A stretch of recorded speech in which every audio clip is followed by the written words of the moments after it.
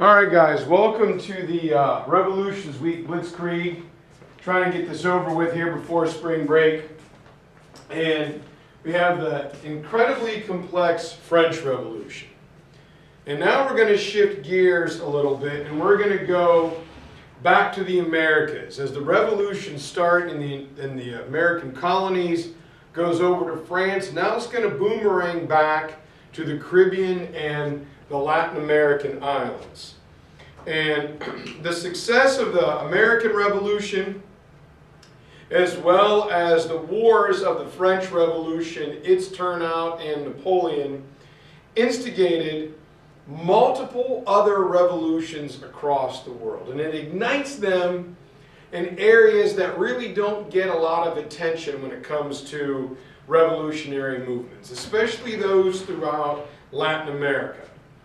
And between 1804 and 1824, the European powers of France, Portugal, and Spain are all going to have to withdraw their colonies from the Americas, these old world European monarchies that were fueled by the wealth of the Americas, to some of them to become absolute, become simply dominant. And part of the problem stems from the hierarchical system, the social hierarchy that existed in the time. Portuguese and Spanish-born nobles in the Americas, all right, if you were born in Portugal or you were born in Spain and you came to the Americas, you were known as a peninsulare. You were from the old world of Spain and Portugal. When you left the Iberian Peninsula, hence peninsulare, and you moved to the Americas, you could usurp people's jobs in those colonies.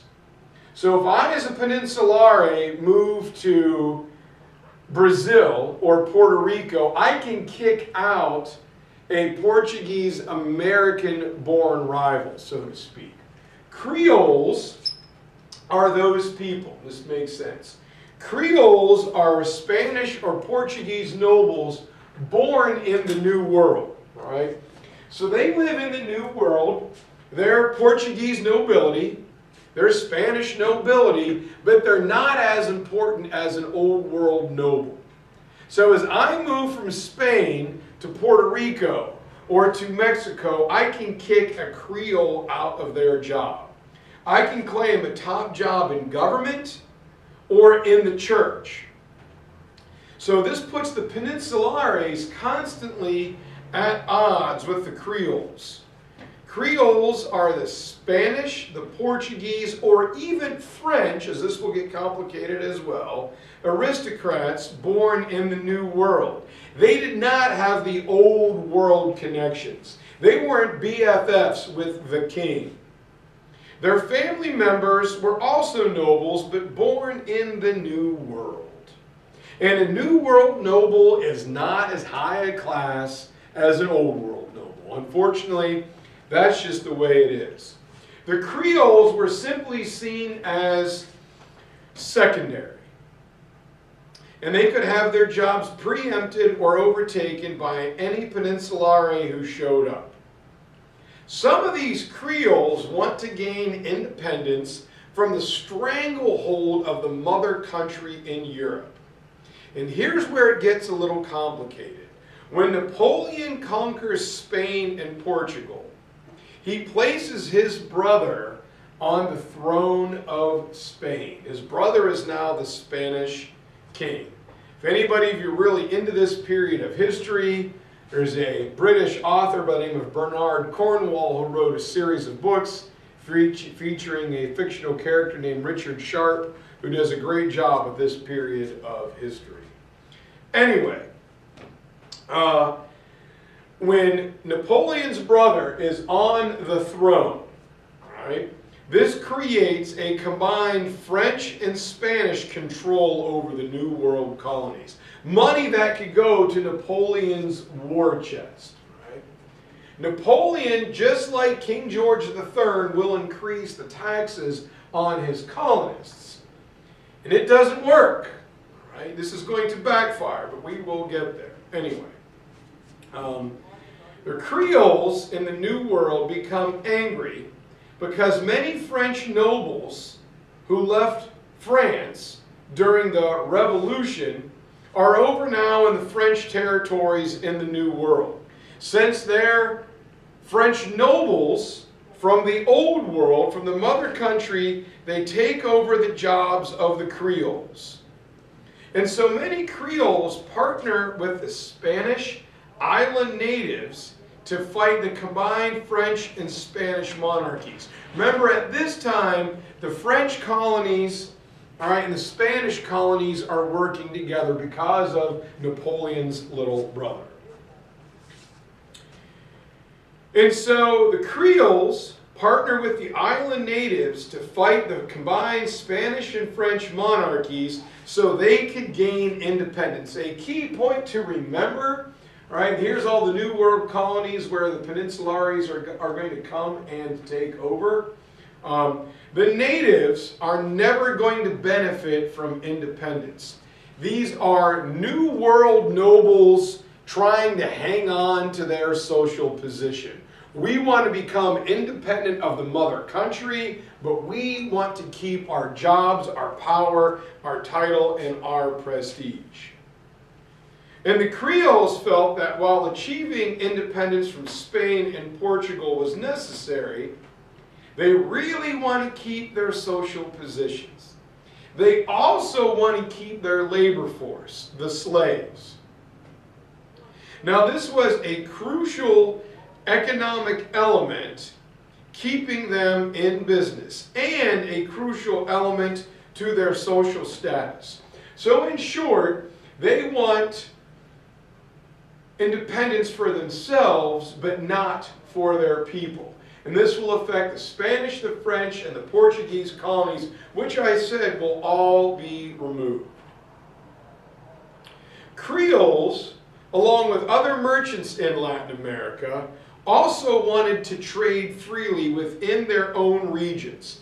British and Spanish colonies want to trade. Spanish and French colonies want to trade. It shouldn't be the old mercantile transatlantic system where you can only trade with the mother country. We want to do it for our own benefit, not just for the mother country. And the first movement of independence will come on the tiny island nation of Haiti. Today there's the Dominican Republic and there's Haiti. Dominican Republic will cater to, beaches and sandals, all-inclusive resorts. And Haiti is one of the most economically poor, depressed countries in the world. Several years ago, there was a hurricane and earthquake that ravaged them. Haiti has had trouble for a long time. But it's in Haiti that we see the first movement of independence. And the revolution in Haiti will begin because France simply cannot control its colonies during the French Revolution. While the French were having the revolution at home, fighting the wars with all of Europe and themselves, Napoleon's conquests, they couldn't keep an eye on and control their colonies. And so there was a massive uprising of a repressed social class. And this is the common theme, whether it's the American Revolution, the French Revolution, the Haitian, the Mexican, Boulevard de San Martin in South America. It's always the middle and lower classes that are going to rebel. Massive social movements. Haiti's no different. At the time, Haiti was known as Hispaniola, and it will achieve its independence from France following a slave rebellion that will start way back in 1791. When Louis XVI is getting arrested in Varennes and drugged back to Paris, the Haitians are going to rebel. And Haiti was an extremely valuable colony to France in the late 1700s. The French nobles owned very large sugar plantations. Slaves and sugar were taken from West Africa and brought to the Caribbean. It's very profitable. There's an enormous demand for sugar in Europe. You put sugar on things and they actually taste good. 3:30, 4 o'clock in England is tea time. Well, without sugar in it, all right, tea is just warm, muddy water. But you put some sugar in it and it becomes what we here in the South call sweet tea. All right, it tastes good. It's like ambrosia. Only thing better than sweet tea is Coca-Cola. And this is an enormous cash crop, an agricultural crop you sell for money. And these plantations are run by simply hundreds and thousands of slaves. Brandon and I talk all the time. Brandon, are we going to go in the sugarcane field? No, we are not. So somebody else has got to do it.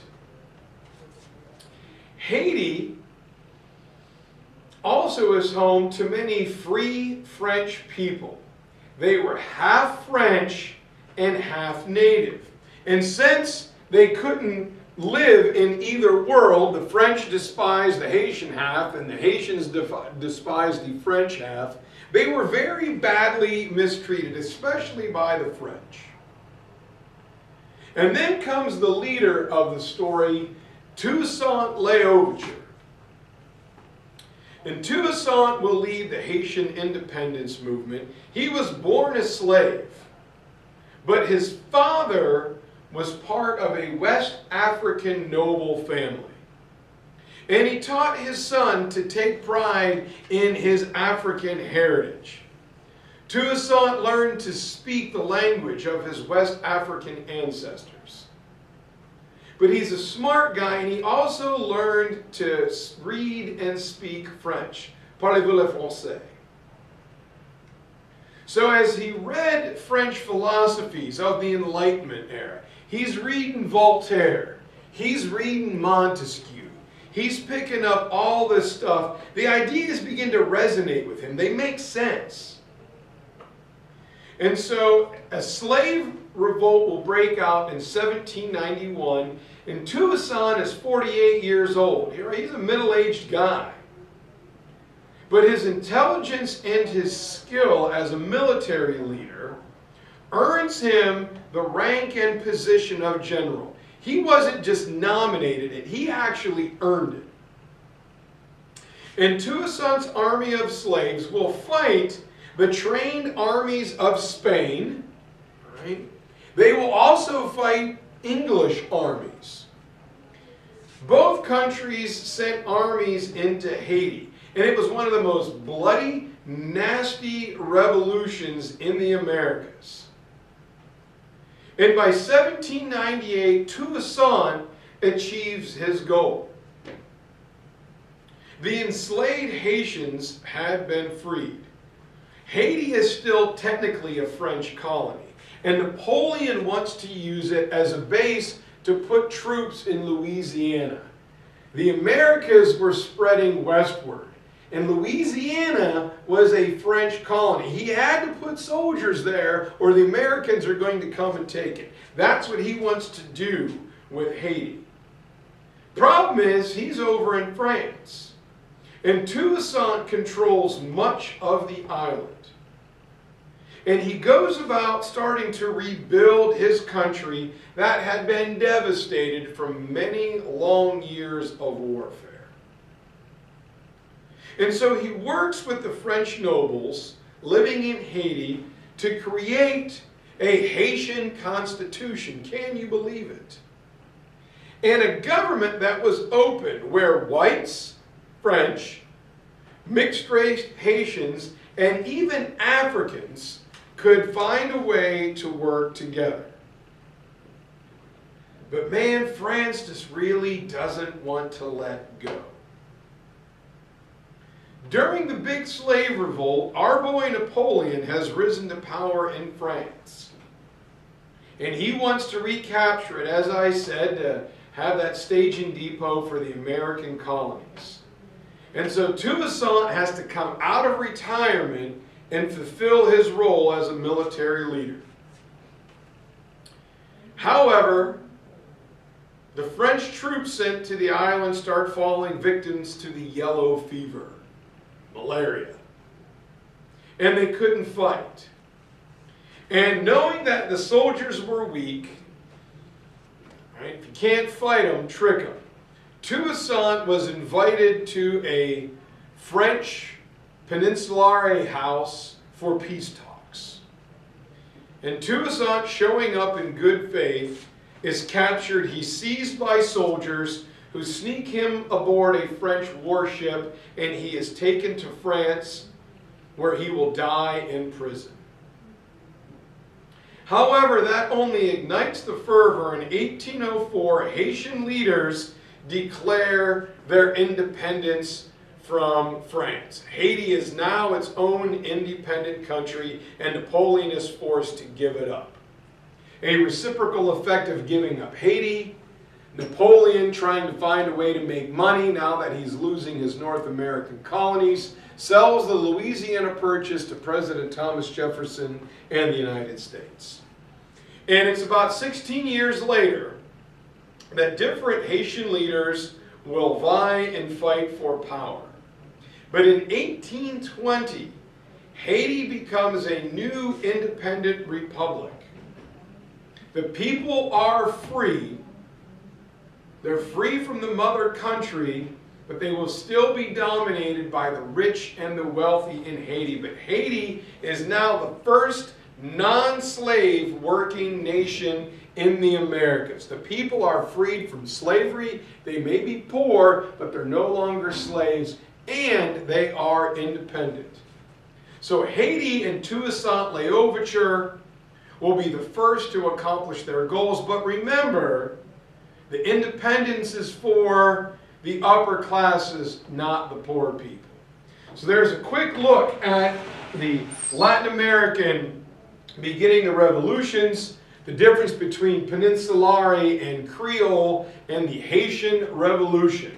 All right, guys, we'll do some Simon Bolivar and Jose de San Martin tomorrow. See you guys then.